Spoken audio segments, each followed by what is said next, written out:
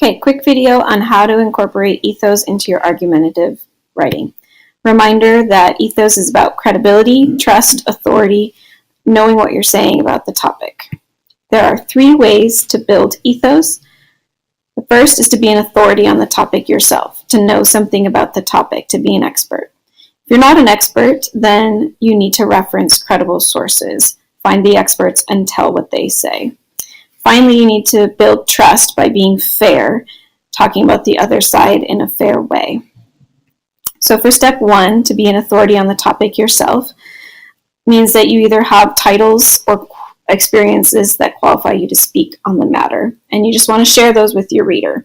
So I have 2 sentence starters for you. I have as a blank, where you can share your title as a middle school teacher, as a gun owner, as a Laguna middle school student, and you just let your reader know why you might have something to say.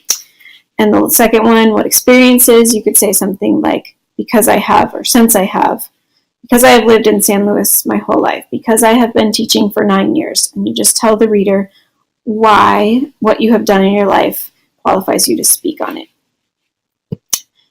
Another option, if you're not an expert then, is to use experts and their words and their data, their facts. And so you are referencing credible sources. The first step is, of course, to use our CRAP test to make sure you have credible sources.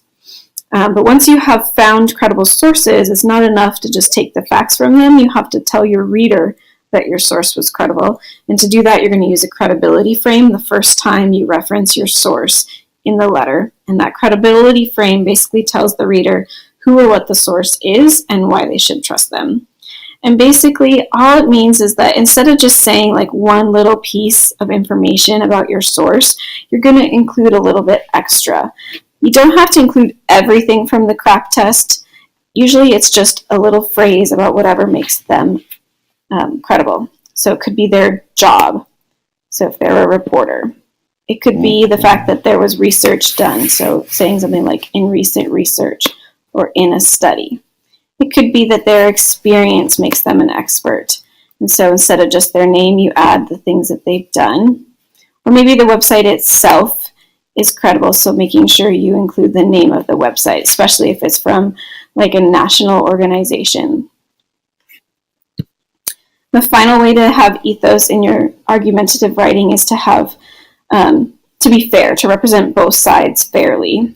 So first, you want to make sure you absolutely do include the counterclaim, and you actually build them up or set them up in a strong way to make it more fair. Then, if possible, find common agreement with the other side. Is there some part of their argument that you can agree with? And use one of these sentence starters. Not that you have to agree with everything, but a piece of it. And finally, make sure to avoid ad hominem logical fallacy. Don't attack the person, makes you sound petty or your argument weaker. Focus on the argument and the claims the other side is presenting.